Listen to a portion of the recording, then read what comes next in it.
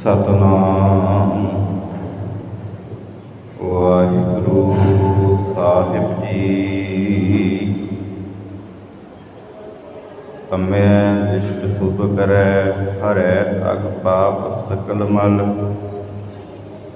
ਕਾਮ ਕ੍ਰੋਧ ਅਰ ਲੋਭ ਮੋਹ ਵਾਸ ਕਰੈ ਸਭੈ ਬਲ। ਸਦਾ ਸੁਖ ਮਨ ਵਸੈ ਦੁਖ ਸੰਸਾਰੈ ਖੋਵੈ। ਗੁਰ ਨਵ ਨਿਧ ਦਰਿਆਉ ਜਨਮ ਹਮ ਕਾਲ ਕਤੋਵੈ। ਸੋ ਕਹੋ ਟਲ ਗੁਰ ਸੇਵੀਐ ਅਹਨ ਸਹਿਜ ਸੁਭਾਏ। ਸੋ ਕਹੋ ਟਲ ਗੁਰ ਸੇਵੀਐ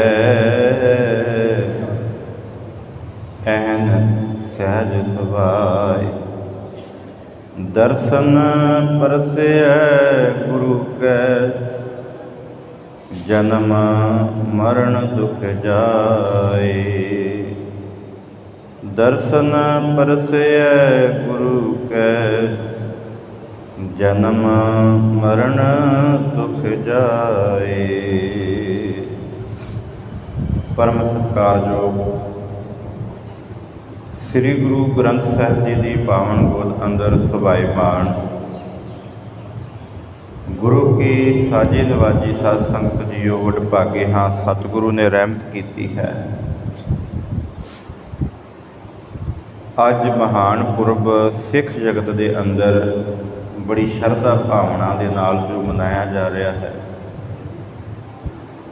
ਦੂਸਰੇ ਪਾਤਸ਼ਾਹ ਧੰਨ ਸ੍ਰੀ ਗੁਰੂ ਅੰਗਦ ਸਾਹਿਬ ਸੱਚੇ ਪਾਤਸ਼ਾਹ ਜੀ, ਜਿਨ੍ਹਾਂ ਦਾ ਪ੍ਰਕਾਸ਼ ਅੱਜ ਦੇ ਦਿਨ ਮੱਤੇ ਦੀ ਸਰਾਂ ਵਿਖੇ ਹੋਇਆ ਸੀ। ਸੋ ਆਓ ਬੜੇ ਅਦਬ ਸਤਿਕਾਰ ਦੇ ਨਾਲ ਧੰਨ ਗੁਰੂ ਅੰਗਦ ਸਾਹਿਬ ਸੱਚੇ ਪਾਤਸ਼ਾਹ ਜੀ ਦੇ ਜੀਵਨ, ਉਹਨਾਂ ਦੀ ਪਾਵਨ ਬਾਣੀ ਸੰਗਤੀ ਰੂਪ ਵਿੱਚ ਜੁੜ ਬੈਠ ਕੇ ਵਿਚਾਰ ਦੇ ਰਾਹੀਂ ਸਰਵਣ ਕਰੀਏ। ਸਾਰੀ ਸੰਗਤ ਝੁਕਾਓ ਸੀਸ। ਵਿਚਾਰ ਆਰੰਭ ਕਰਨ ਤੋਂ ਪਹਿਲਾਂ ਗੁਰਫਤਿਹ ਨਾਲ ਬਣਾਓ ਸਾਂਝ। ਗੱਜ ਕੇ ਆਖੋ ਵਾਹਿਗੁਰੂ ਜੀ ਕਾ ਖਾਲਸਾ ਵਾਹਿਗੁਰੂ ਜੀ ਕੀ ਫਤਿਹ। ਭੱਟ ਸਾਹਿਬਾਨਾਂ ਨੇ ਧੰਨ ਗੁਰੂ ਅੰਗਦ ਸਾਹਿਬ ਸੱਚੇ ਪਾਤਸ਼ਾਹ ਜੀ ਦੀ ਉਸਤਤ ਵਿੱਚ 10 ਸਵਈਏ ਉਚਾਰਨ ਕੀਤੇ। 10 ਨੇ ਜਿਹੜਾ ਇਹ ਸਵਈਆ ਪੜ੍ਹਿਆ, ਇਹ ਅਖੀਰਲਾ ਸਵਈਆ ਹੈ। ਇਸ ਸਵਈਏ ਦੇ ਅੰਦਰ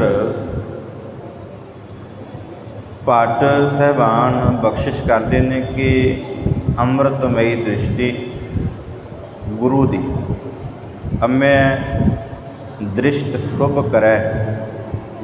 ਜੇ ਗੁਰੂ ਦੀ ਅੰਮ੍ਰਿਤਮਈ ਦ੍ਰਿਸ਼ਟੀ ਮਨੁੱਖ ਦੇ ਹਿਰਦੇ ਉੱਤੇ ਪੈ ਜਾਵੇ, ਹਰੈ ਅਗ ਪਾਪ ਸਕਲ ਮਲ, ਸਾਰੇ ਉਹ ਪਾਪਾਂ ਨੂੰ ਹਰ ਲੈਂਦਾ। ਕਿਉਂਕਿ ਗੁਰੂ ਹੈ ਹੀ ਸਮੁੰਦਰ, ਅਤੇ ਸਾਰੇ ਜਿੰਨੇ ਵੀ ਸਿੱਖ ਸੰਗਤ ਨੇ ਇਹ ਨਦੀਆਂ ਨੇ, ਉਹ ਆਪਣੇ ਵਿੱਚ ਇਹਨਾਂ ਨਦੀਆਂ ਨੂੰ ਮਿਲਾ ਲੈਂਦਾ। ਅਸੀਂ ਗੁਰਬਾਣੀ ਦੇ ਅੰਦਰ ਪੜ੍ਹਦੇ ਹਾਂ, ਗੁਰੂ ਸਮੁੰਦ ਨਦੀ ਸਭ ਸਿੱਖੀ। ਜਿੰਨੇ ਵੀ ਅਸੀਂ ਸਿਖਿਆਰਥੀ ਹਾਂ, ਗੁਰੂ ਦੇ ਸਿੱਖ ਕਹਿਲਾਉਣ ਵਾਲੇ ਹਾਂ, ਅਸੀਂ ਸਾਰੀਆਂ ਉਹਦੀਆਂ ਨਦੀਆਂ।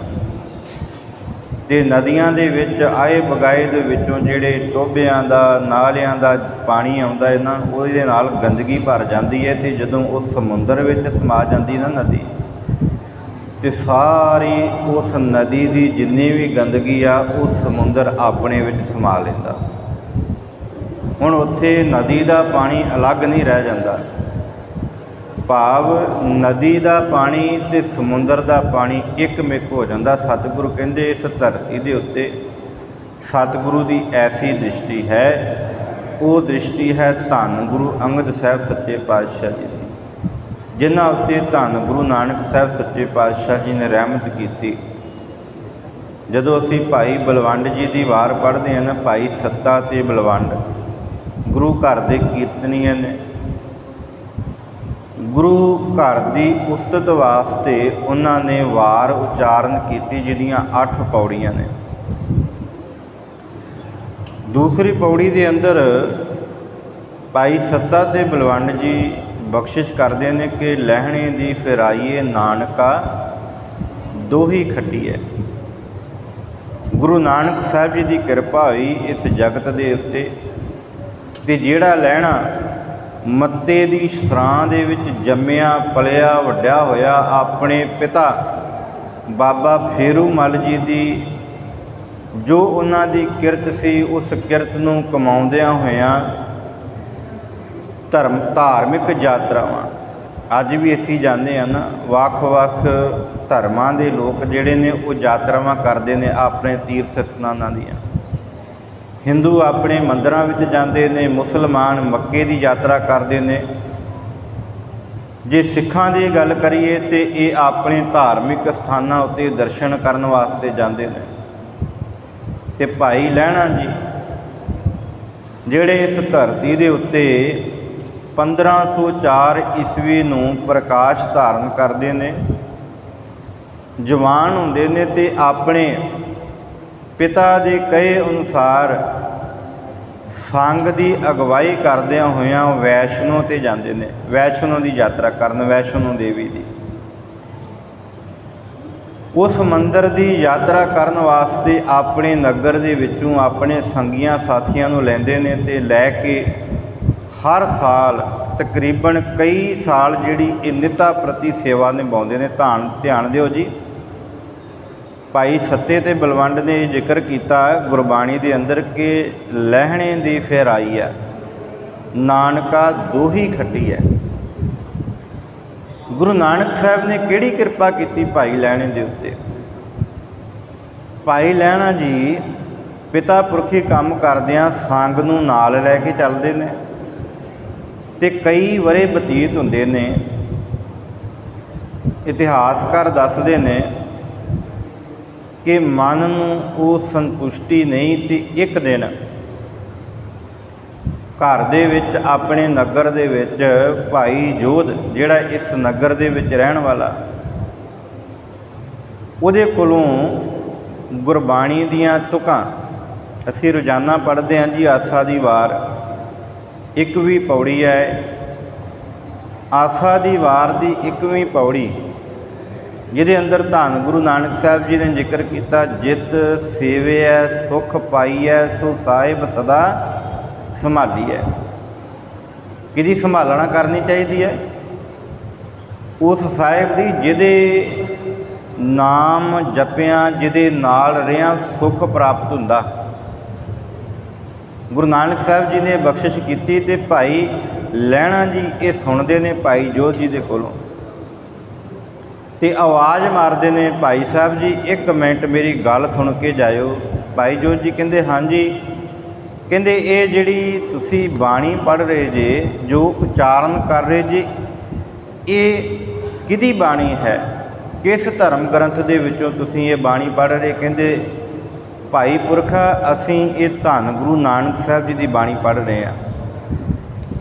ਜਗਤ ਗੁਰੂ ਧੰਨ ਗੁਰੂ ਨਾਨਕ ਸਾਹਿਬ ਸੱਚੇ ਪਾਤਸ਼ਾਹ ਜੀ ਜਿਹੜੇ ਇਸ ਵਕਤ ਕਰਤਾਰਪੁਰ ਸਾਹਿਬ ਪਾਕਿਸਤਾਨ ਦੀ ਧਰਤੀ, ਜਿੱਥੋਂ ਹੁਣ ਸਾਨੂੰ ਲਾਂਘਾ ਮਿਲਿਆ ਦਰਸ਼ਨ ਦਿਦਾਰਿਆਂ ਲਈ, ਇਹ ਉਸ ਸਥਾਨ ਦੇ ਉੱਤੇ ਇਸ ਵਕਤ ਸੰਗਤਾਂ ਨੂੰ ਉਪਦੇਸ਼ ਦਿੰਦੇ ਨੇ, ਕੁਰਾਏ ਪਿਆਂ ਨੂੰ ਰਾਏ ਪਾਉਂਦੇ ਨੇ।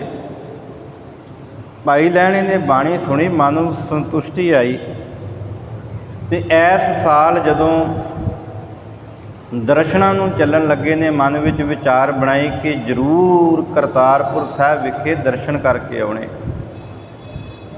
ਮਨ ਦੇ ਵਿੱਚ ਇਹ ਵਿਸ਼ਵਾਸ ਕਿ ਇੰਨੀ ਮਿੱਠੀ ਬਾਣੀ, ਅਸਲ ਵਿੱਚ ਅਸੀਂ ਬਾਣੀ ਪੜ੍ਹਨੀ ਛੱਡ ਦਿੱਤੀ। ਬਾਣੀ ਦਾ ਜਿਹੜਾ ਭਾਵ ਅਰਥ ਹੈ ਨਾ, ਵਾਕਈ ਬਾਣੀ ਤਪਦੇ ਹਿਰਦਿਆਂ ਨੂੰ ਠਾਰਦੀ ਹੈ। ਇਹਦੀ ਇੱਕ ਛੋਟੀ ਜਿਹੀ ਉਦਾਹਰਨ ਦੇ ਕੇ ਮੈਂ ਅੱਗੇ ਚੱਲਦਾ।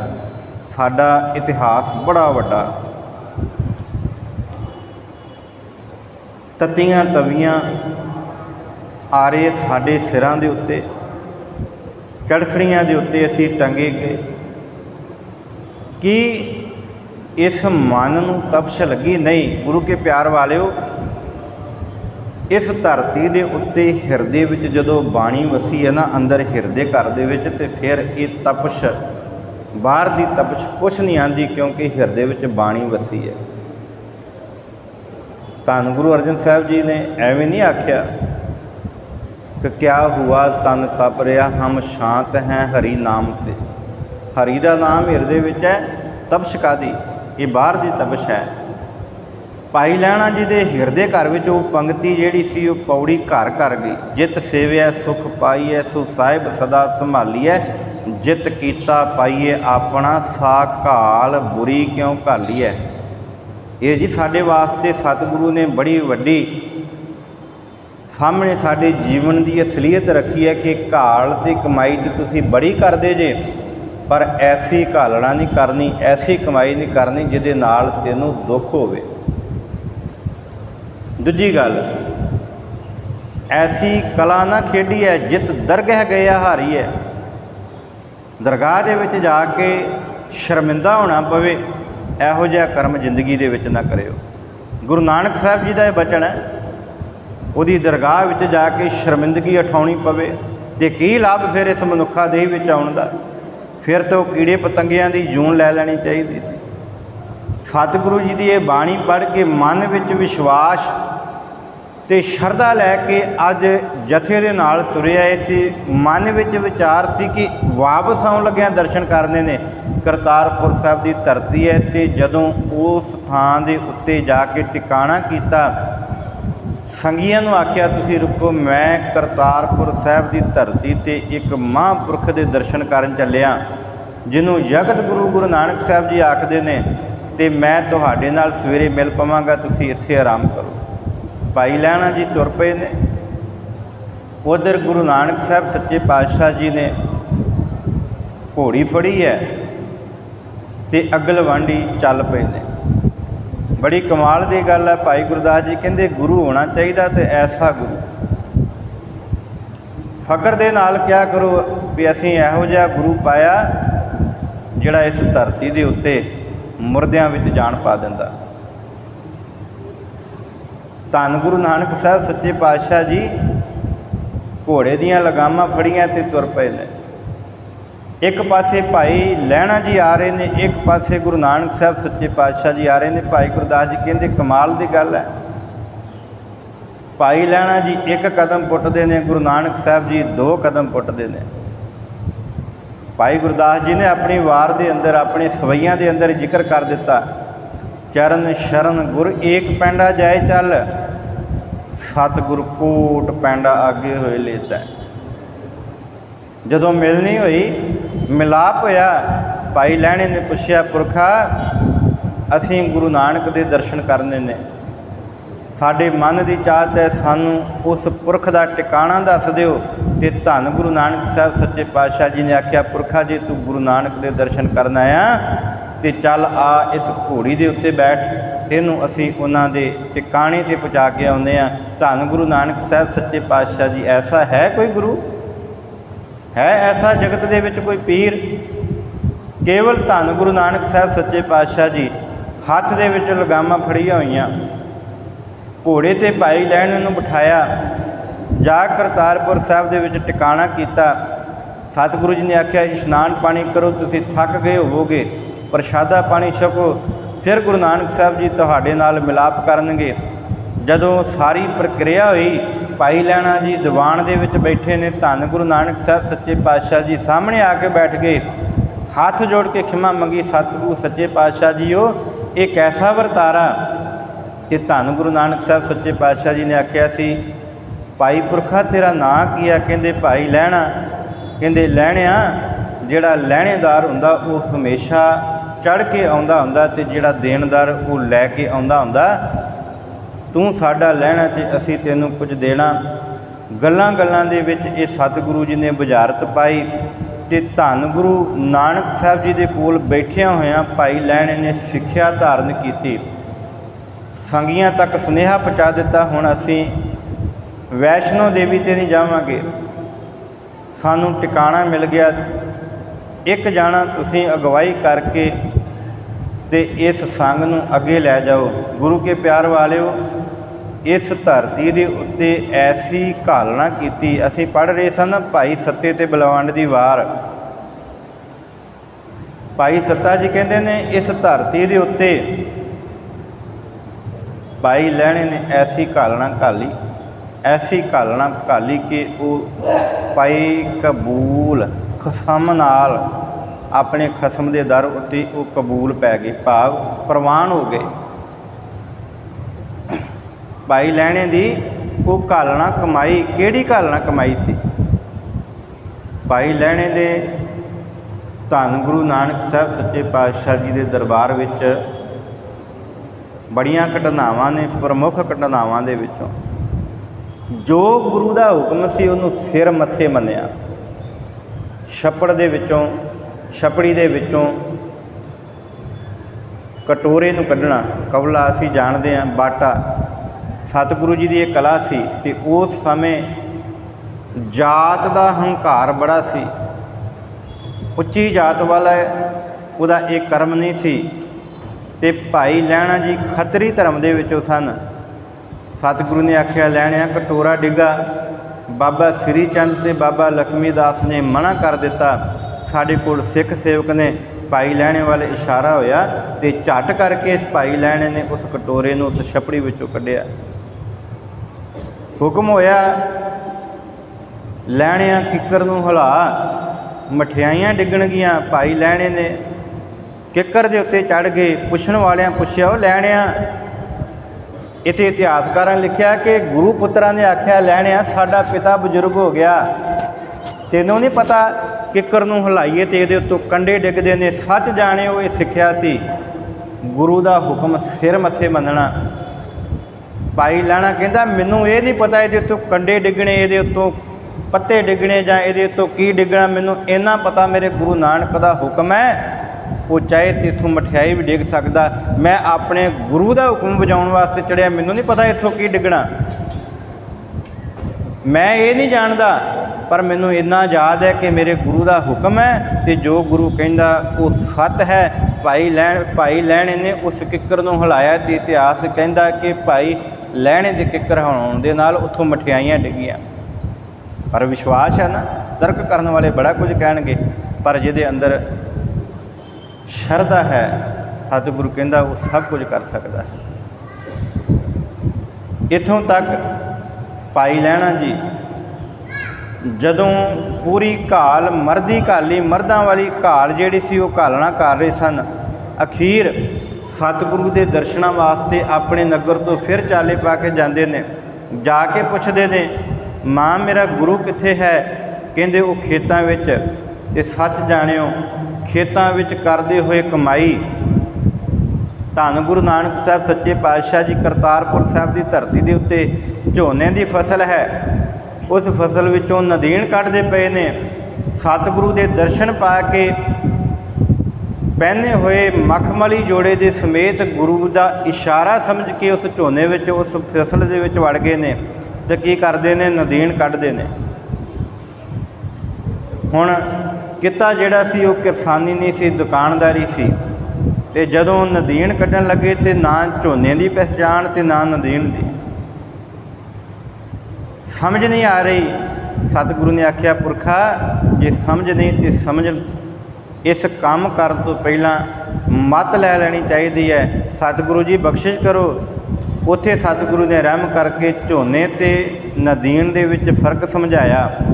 ਸ਼ਾਮਾਂ ਪਈਆਂ, ਨਦੀਨ ਪੰਡਾਂ ਵਿੱਚ ਬੰਨ੍ਹਿਆ ਗਿਆ। ਗੁਰੂ ਨਾਨਕ ਸਾਹਿਬ ਸੱਚੇ ਪਾਤਸ਼ਾਹ ਜੀ ਨੇ ਆਪਣੇ ਖੇਤਾਂ ਵਿੱਚ ਹੋਰ ਸਿੱਖਾਂ ਨੂੰ ਕੰਮ ਕਰਦਿਆਂ ਨੂੰ ਦੇਖ ਕੇ ਕੇਵਲ ਇਸ਼ਾਰਾ ਭਾਈ ਲਹਿਣੇ ਨੂੰ ਕੀਤਾ ਅਤੇ ਭਰੀ ਹੋਈ ਪੰਡ ਜਿਹੜੀ ਸੀ ਉਹ ਭਾਈ ਲਹਿਣੇ ਦੇ ਸਿਰ ਉੱਤੇ ਰੱਖ ਦਿੱਤੀ। ਜਿਹੜੇ ਖੇਤੀਬਾੜੀ ਕਰਦੇ ਹੋਣਗੇ, ਨਦੀਨ ਜਿਹੜਾ ਸੀ ਉਹਦੀ ਪੰਡ ਵੱਜੀ ਹੋਣੀ, ਉਹਦੇ ਵਿੱਚੋਂ ਜਿੱਥੇ ਪਾਣੀ ਚੋਂਦਾ ਉੱਥੇ ਨਾਲ ਜਿਹੜਾ ਗਾਰਾ ਲੱਗਾ ਹੁੰਦਾ ਉਹ ਵੀ ਚੋਂਦਾ। ਭਾਈ ਲਹਿਣੇ ਦੇ ਸਰੀਰ ਉੱਤੇ, ਤਨ ਉੱਤੇ ਪਹਿਨਿਆ ਹੋਇਆ ਮਖਮਲੀ ਜੋੜਾ, ਉਹਦੇ ਉੱਤੇ ਚਿੱਕੜ ਦੇ ਧੱਬੇ ਲੱਗ ਗਏ। ਘਰ ਪਹੁੰਚੇ ਨੇ, ਸਤਿਗੁਰੂ ਜੀ ਨੂੰ ਤਕੀਦ ਕਰਦਿਆਂ ਹੋਇਆਂ ਮਾਤਾ ਜੀ ਨੇ ਆਖਿਆ, ਪਾਤਸ਼ਾਹ ਜੀਓ ਇਹ ਤੁਸੀਂ ਕੀ ਕੀਤਾ? इस सोहणे सुनखे नौजवान के तन उत्ते सोहना जिहड़ी पहचान जिहड़ी उत्ते उन्होंने अपने पाया होया चोला तुसीं वो लपेट दिता, गंदा कर दिता। ते उन्हें आख्या सी भलीए लोके ये जगत वास्ते चिक्कड़ दे छिट्टे होणगे पर साडे वास्ते ये केसर दे सिट्टे ने। इन्नी कमाई की सतगुरु जी ने अखीर भाई लैणे नूं गुरता गद्दी दे उत्ते बिठा के नमस्कार की। सच जाणिओ किन्ना हुक्म दे विच बजे होणगे। भाई लैणा जी गुरता गद्दी ते बैठे ने, गुरु नानक साहब जी ने मत्था टेकिया ते मत्था टेकण तो बाद गुरु नानक साहब जी चल पे ने। करतारपुर साहब नूं जदों जाण लगे ने, सतगुरु जी खडूर की धरती ते ने। गुरु नानक साहब जी कहंदे चंगा पुरखा हुण असीं चले आ। चल पे ने गुरु नानक साहब जी के पिछे पिछे। जदों फिर गुरु नानक साहब जी ने पिछां मुड़ के देखिया, कहन लगे भाई पुरखा असीं हुण चले आ। जदों इन्नी गल कीती 7 वजन कह के खलो गए ने। गुरु नानक साहब जी चले ने तो फिर पिछे पिछे। अखीर सतगुरु जी खलो के कहन लगे भलिया पुरशा असी हुण खडूर की धरती नूं छड्ड के चले आ, तुसीं इत्थे खलो जाओ, तुसीं इत्थे टिक जाओ। ते सच जाणिओ गुरु नानक साहब जी करतारपुर साहब पहुँच गए ने। सिख संगतां ने जाके दसिया कि सतगुरु जी भाई लैणा जी तो उत्थे टिकाणा कीता जिथे तुसीं उन्हां नूं हुक्म करके आए जे। कहंदे की होया? कहंदे तुसीं आख्या सी इत्थे टिकाणा कर लो। ते सतगुरु जी कहंदे मैं तो भले पुरुष नूं आख्या सी खडूर की धरती के उत्ते। कहंदे नहीं पातशाह उत्थे टिके ने। सतगुरु जी फिर वापस आए ने, आके आख्या भलिया पुरुषा असी तेनों अपनी गुरता गद्दी दिती है, शरीर वटा लिया, हुण तुसीं गुरु जे। कहते नहीं पातशाह सारी जिंदगी तेरे हुक्म की पालना की, तुसीं आख्या सी इत्थे टिक जाओ, असी इत्थे टिक गए हैं। कहते नहीं धन गुरु नानक साहब जी ने आख्या सी भलिया असी अपनी जोत तेरे विच टिकाई है, ते जोत उहा जुगत साए सह काया फिर पलटी है।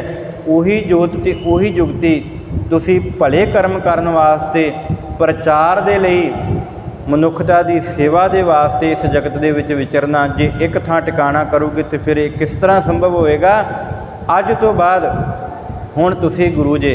ते भाई लैणा जी गुरु बन के फिर संसार दे विच विचरे। सतगुरु गुरु नानक साहब जी कुछ समय बाद ज्योति जोत समा जाते हैं।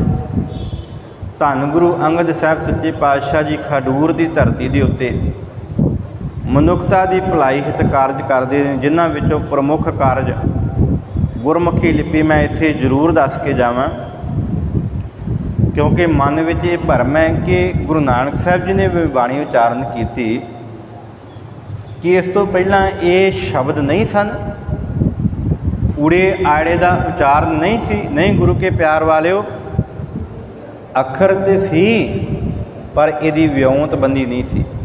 अज असी जिहड़े गुरमुखी अखर पढ़ते हैं ना, क्योंकि गुरु वालों ये बख्शिश हो के सामने आए ने। गुरमुखी अखर की एक ऊड़ा ऐड़ा ईड़ी सस्सा हाहा। हुण ध्यान दिया जे, इन्हां दी ਵਿਉਂਤਬੰਦੀ वेख्यो। मूँह खुला जी, ऊड़ा ऐड़ा ईड़ी सस्सा हाहा। अगली लैन कक्का खखा गग्गा घग्गा नन्ना। उस तो अगला जी असी चिच्चा बोलते, चिच्चा नहीं जी, चच्चा छछा जज्जा झज्जा झंझा।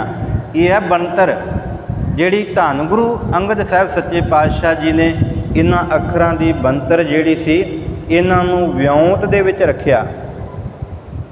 सानू अज ऊड़ा ऐड़ा पढ़ना नहीं आउंदा, पर धन गुरु अंगद साहब सच्चे पातशाह जी ने सानू ये समझ बख्शी सी। वेखो हरेक लैन जिहड़ी असीं पढ़ते हैं उहदी एक ਵਿਉਂਤ है। असीं पढ़ते चिच्चा शीशा जिज्जा झिज्जा, नहीं चच्चा छछा जज्जा झज्जा झंझा।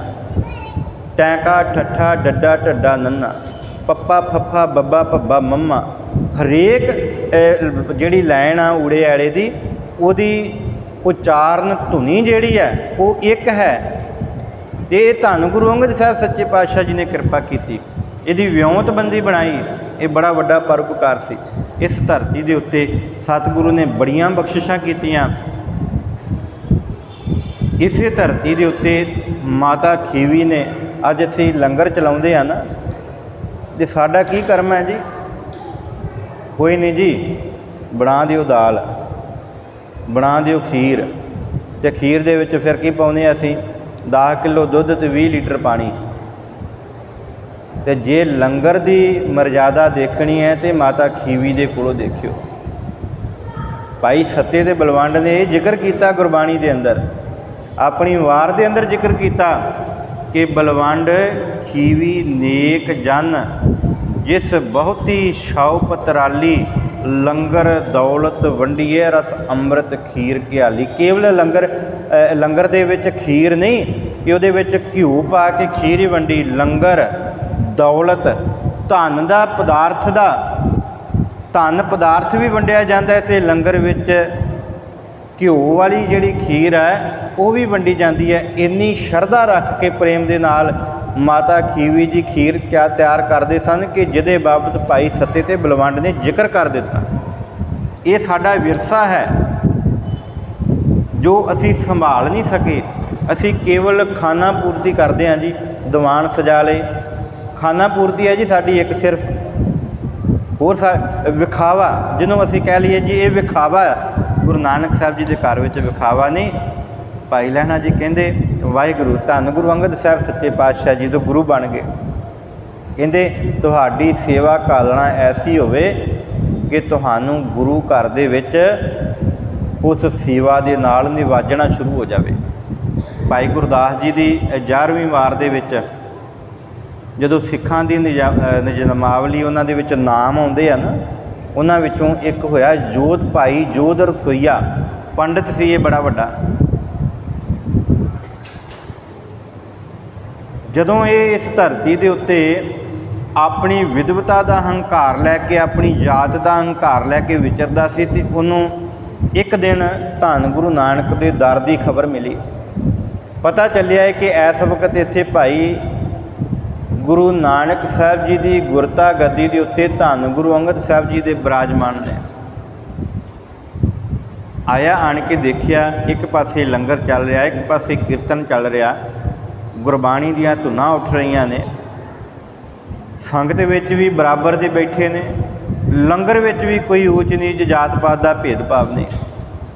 ਬੈਠ ਕੇ ਆਣ ਕੇ ਮਨ ਵਿੱਚ ਹੰਕਾਰ ਹੈ ਕਿ ਮੈਂ ਬ੍ਰਾਹਮਣ ਸੀ, ਮੇਰੀ ਵਿਦਵਤਾ ਉੱਚੀ ਸੀ, ਮੈਨੂੰ ਥਾਂ ਵੱਖਰੀ ਮਿਲਣੀ ਚਾਹੀਦੀ ਸੀ, ਪਰ ਗੁਰੂ ਨਾਨਕ ਦੇ ਘਰ ਦੀ ਇਹ ਨਿਯਮਾਵਲੀ ਸੀ, ਨਿਯਮ ਸੀ, ਮਰਜ਼ਾਦਾ ਸੀ ਕਿ ਜੋ ਵੀ ਚੱਲ ਕੇ ਆਏ, ਚਾਹੇ ਰਾਜਾ ਆਏ, ਚਾਹੇ ਰੰਕ ਆਏ, ਉੱਚਾ ਆਵੇ ਨੀਵਾਂ ਆਵੇ, ਸਾਰਿਆਂ ਨੂੰ ਇੱਕ ਪੰਗਤ ਦੇ ਵਿੱਚ ਬੈਠ ਕੇ ਪ੍ਰਸ਼ਾਦਾ ਛਕਣਾ ਪਵੇਗਾ। ਛਕਦਾ ਹੋਇਆ ਮਨ ਦੇ ਵਿੱਚ ਹੰਕਾਰ ਅਤੇ ਮਨ ਵਿੱਚ ਕੁਝ ਦਿਨ ਠਹਿਰਨ ਦਾ ਮਨ ਬਣਾਇਆ ਗੁਰੂ ਨਾਨਕ ਦੀਆਂ ਬਾਣੀਆਂ ਕਹਾਣੀਆਂ ਸੁਣਨ ਵਾਸਤੇ, ਧੰਨ ਗੁਰੂ ਅੰਗਦ ਸਾਹਿਬ ਸੱਚੇ ਪਾਤਸ਼ਾਹ ਜੀ ਦੀ ਸੰਗਤ ਕਰਨ ਵਾਸਤੇ। ਤਕਰੀਬਨ 1 ਹਫ਼ਤਾ ਠਹਿਰਿਆ ਅਤੇ ਧੰਨ ਗੁਰੂ ਨਾਨਕ ਸਾਹਿਬ ਸੱਚੇ ਪਾਤਸ਼ਾਹ ਜੀ ਵੱਲੋਂ ਬਖਸ਼ਿਸ਼ ਕੀਤੀ ਹੋਈ ਬਾਣੀ, ਧੰਨ ਗੁਰੂ ਅੰਗਦ ਸਾਹਿਬ ਸੱਚੇ ਪਾਤਸ਼ਾਹ ਜੀ ਜਦੋਂ ਉਸ ਬਾਣੀ ਨੂੰ ਪੜ੍ਹਦੇ ਨੇ ਅਤੇ ਉਸ ਪੰਡਿਤ ਦਾ ਹੰਕਾਰ ਟੁੱਟਣ ਲੱਗਦਾ।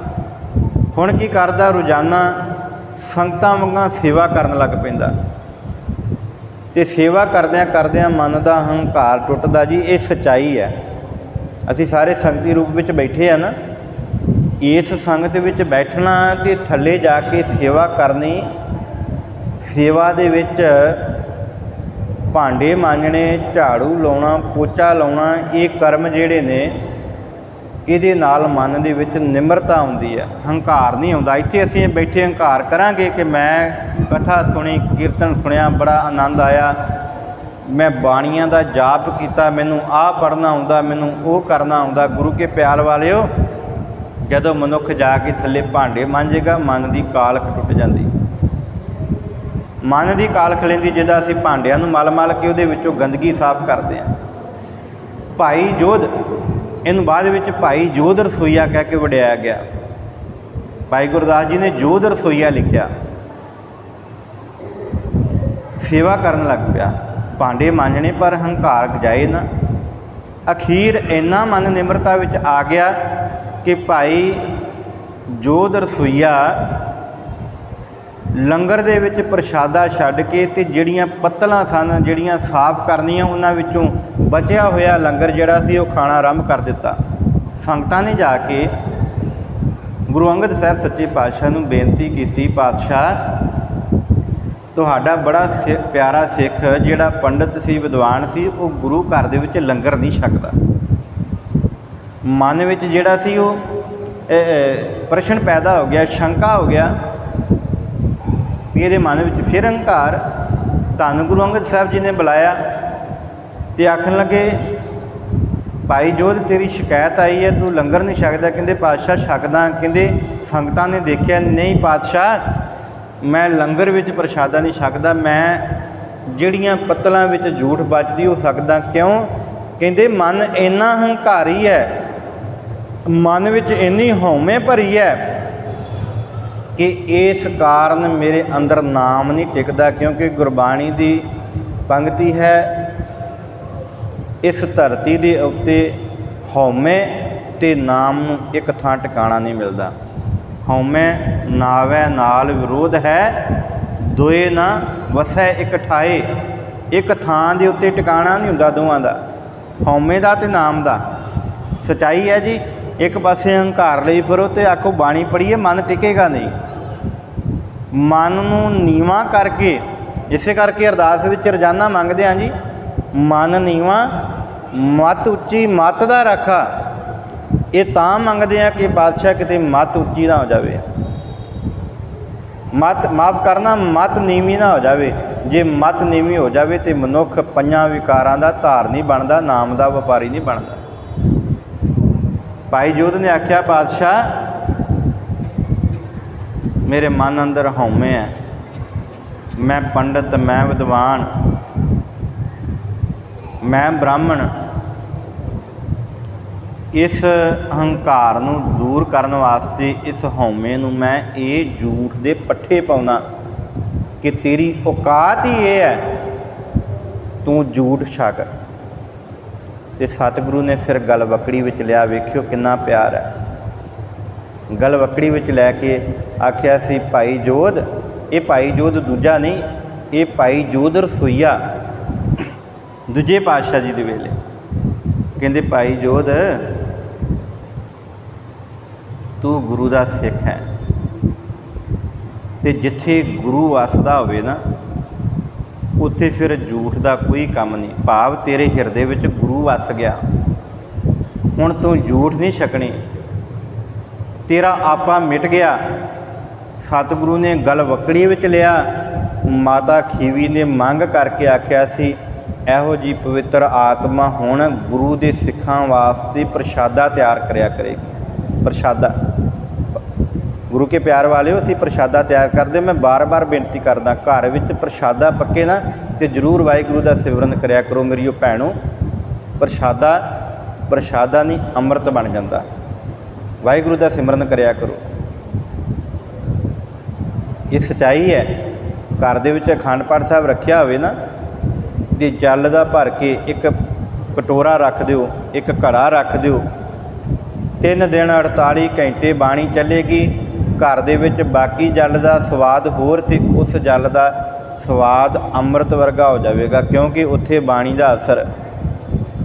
सारी धरती उत्ते पानी का स्वाद चख लो, पर सचखंड श्री हरमंदर साहब के अंदर जिहड़ा सरोवर है ना, उस जल नूं चखोगे उहदा स्वाद ही अलग है। मन नूं आनंद आ जाता। क्यों?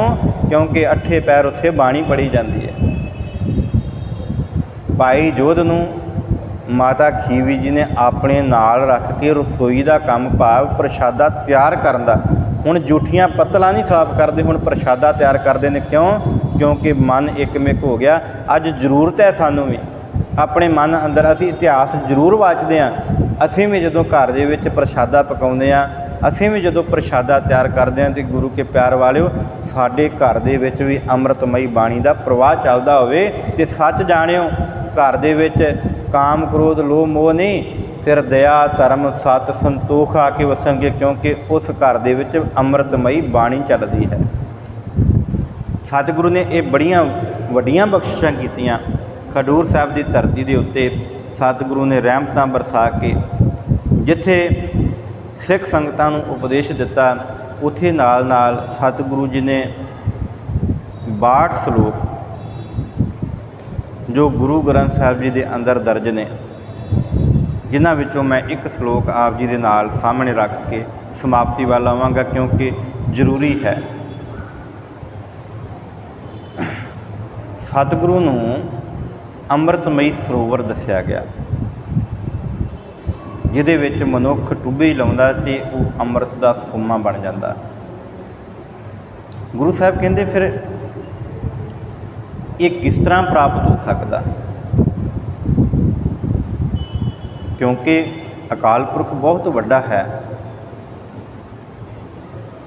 ਉਹਨੂੰ ਪਾਉਣ ਵਾਸਤੇ ਕੀ ਯਤਨ ਕਰਨੇ ਚਾਹੀਦੇ ਨੇ। ਕਹਿੰਦੇ ਜੇ ਪਰਮਾਤਮਾ ਨੂੰ ਪਾਉਣਾ ਤੇ ਗੁਰੂ ਦੇ ਕੋਲ ਆ ਜਾ ਭਾਈ। ਲਹਿਣਾ ਜੀ ਦਾ ਧੰਨ ਗੁਰੂ ਅੰਗਦ ਸਾਹਿਬ ਸੱਚੇ ਪਾਤਸ਼ਾਹ ਜੀ ਦਾ ਇਹ ਸਲੋਕ ਹੈ, ਗੁਰ ਕੁੰਜੀ ਪਾਹੋ ਨਿਵਲ ਮਨ ਕੋਠਾ ਤਨ ਛੱਤ।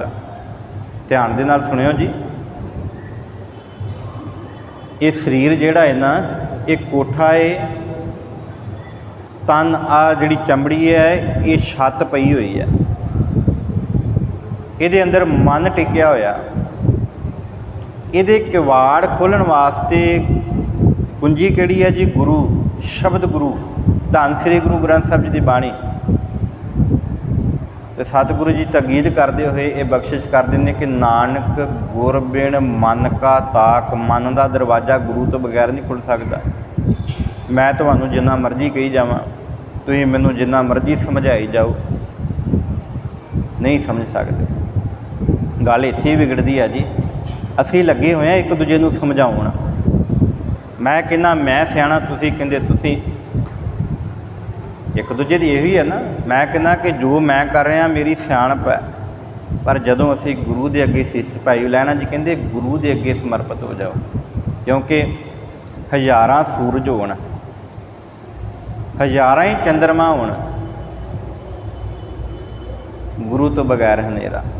ਜੇ 100 ਚੰਦਾ ਉਗਵੈ ਸੂਰਜ ਚੜ੍ਹੇ ਹਜ਼ਾਰ, ਇੱਤੇ ਚਾਨਣ ਹੁੰਦਿਆਂ ਗੁਰ ਬਿਨ ਘੋਰ ਅੰਧਾਰ। ਗੁਰੂ ਤੋਂ ਬਗੈਰ ਹਨੇਰਾ, ਗੁਰ ਬਿਨ ਘੋਰ ਅੰਧਾਰ। ਗੁਰੂ ਬਿਨ ਸਮਝ ਨਾ ਆਵੇ, ਨਹੀਂ ਸਮਝ ਆਉਂਦੀ ਜੀ, ਤੂੰ ਗੁਰੂ ਤੋਂ ਬਗੈਰ। ਮਨੁੱਖ ਜਿੰਨਾ ਮਰਜ਼ੀ, ਮੈਂ ਜੀ 5 ਬਾਣੀਆਂ ਦਾ ਨਿਤਨੇਮੀ ਹੈ, ਮੈਂ ਹੋ ਗਿਆ। ਜਿਸ ਦਿਨ ਮੈਂ ਮੇਰੀ ਅੰਦਰੋਂ ਨਿਕਲ ਗਈ, ਮੇਰਾ ਮੁਝ ਮੈਂ ਕਿਛ ਨਹੀਂ, ਜੋ ਕਿਛ ਹੈ ਸੋ ਤੇਰਾ, ਤੇਰਾ ਤੁਝ ਕੋ ਸੌਂਪ ਤੇ ਕਿਆ ਲਾਗੇ ਮੇਰਾ। ਇਹ ਭਾਵਨਾ ਲੈ ਕੇ ਆਵਾਂਗੇ ਅਤੇ ਗੁਰੂ ਇਹ ਬਖਸ਼ਿਸ਼ ਕਰੇਗਾ। ਪਰ ਭਾਵਨਾ ਤਾਂ ਹੀ ਬਣੇਗੀ ਨਾ ਜੇ ਅਸੀਂ ਆਪਣੇ ਇਤਿਹਾਸ ਨੂੰ, ਆਪਣੇ ਵਿਰਸੇ ਨੂੰ ਸੰਭਾਲਿਆ ਹੋਵੇਗਾ। ਅਤੇ ਸੰਭਾਲਿਆ ਕਿੱਥੇ? ਅਸੀਂ ਕਹਿੰਦੇ ਵੀ ਮੇਰਾ ਪੁੱਤ ਤਾਂ ਇੰਜੀਨੀਅਰ ਬਣਨਾ ਚਾਹੀਦਾ, ਗੁਆਂਢੀ ਦਾ ਪੁੱਤ ਜਿਹੜਾ ਉਹ ਗ੍ਰੰਥੀ ਬਣ ਜਾਵੇ, ਉਹ ਪ੍ਰਚਾਰਕ ਬਣ ਜਾਵੇ। ਮੇਰਾ ਪੁੱਤ ਜਿਹੜਾ ਵਾ ਉਹ ਤਾਂ ਕੈਨੇਡਾ ਸੈਟਲ ਹੋਣਾ ਚਾਹੀਦਾ। ਇਹ ਸੱਚਾਈ ਹੈ ਜੀ। ਗੁਰੂ ਨਾਨਕ ਸਾਹਿਬ ਸੱਚੇ ਪਾਤਸ਼ਾਹ ਜੀ ਕਹਿੰਦੇ ਨਹੀਂ, ਘਰ ਘਰ ਅੰਦਰ ਧਰਮਸ਼ਾਲ। ਭਾਈ ਗੁਰਦਾਸ ਜੀ ਦਾ ਇਹ ਬਚਨ ਹੈ, ਹੋਵੈ ਸੀ ਕੀਰਤਨ ਸਦਾ ਵਸੋਆ। ਪੁੱਤ ਸਾਡਾ ਇੰਜੀਨੀਅਰ ਬਣੇ, ਡਾਕਟਰ ਬਣੇ, ਖੁਸ਼ੀ ਹੈ, ਪਰ ਨਾਲ ਨਾਲ ਧਰਮ ਦਾ ਪ੍ਰਚਾਰਕ ਬਣਾਈਏ। ਹਰ ਘਰ ਦੇ ਵਿੱਚੋਂ ਗੁਰੂ ਨਾਨਕ ਦੇ ਸਿਧਾਂਤ ਦੀ ਆਵਾਜ਼, ਹੰਕਾਰ ਦੀ ਬਦਬੂ ਨਾ ਆਏ ਕਿ ਮੈਂ ਅੰਮ੍ਰਿਤ ਛਕਿਆ ਅਤੇ ਮੇਰੇ ਤੋਂ ਸਿਆਣਾ ਕੋਈ ਨਹੀਂ। ਨਹੀਂ, ਗੁਰੂ ਕੇ ਪਿਆਰ ਵਾਲਿਓ, ਬੜੇ ਬੜੇ ਵੱਡੇ ਮਹਾਂਪੁਰਖ ਇਸ ਧਰਤੀ 'ਤੇ ਨੇ, ਜਿਹੜੇ ਨਾਮ ਬਾਣੀ ਦਾ ਅਭਿਆਸ ਕਰਦੇ ਨੇ, ਬੜੇ ਬੜੇ ਵੱਡੇ,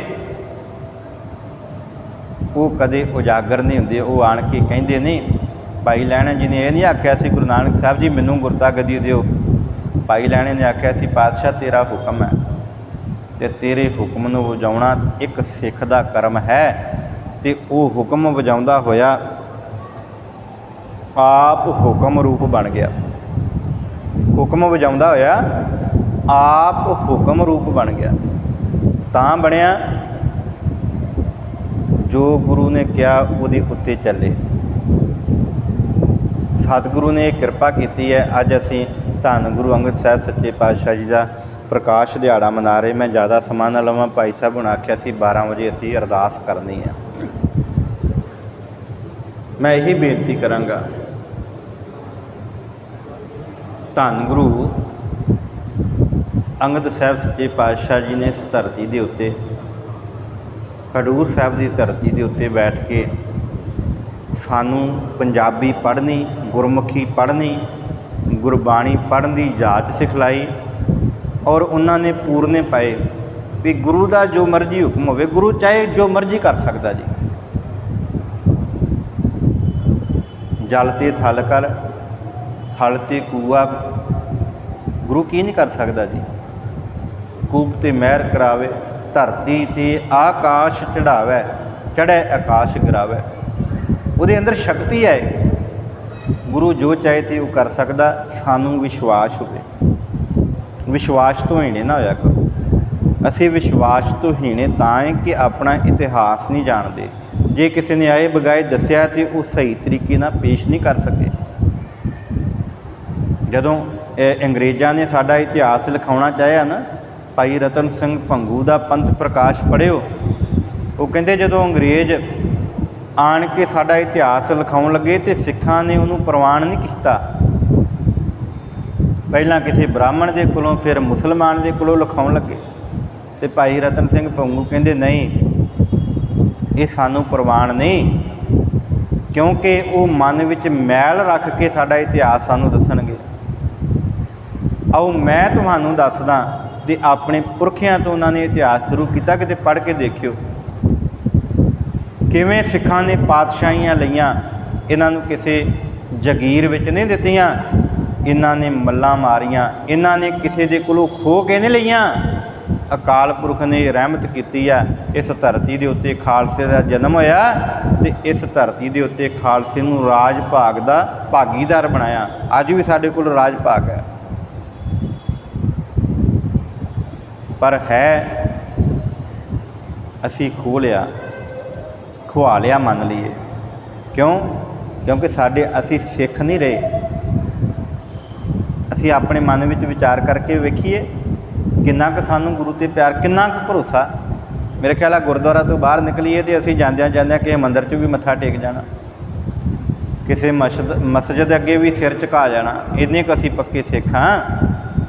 भाई लैणा जी कहते नहीं, जे तेरा शीश गुरु नू झुकिया तो गुरु वाल नू ही रखी, किसी दूजे की मुथाजी ना करी, किसी दूसरे की मुथाजी ना करी। जे तेरा शीश गुरु वाल नू ते गुरु वाल नू रखी। गुरु ते इस धरती के उत्ते रहमत करके अपने अंदर समो लैंदा, अपने नाल जोड़ लैंदा। ये गुरु के अंदर ताकत है। सतगुरु कृपा करे सानू ये समझ आ जाए। अपने इतिहास के उत्तों जिन्नी को असी विचार की है,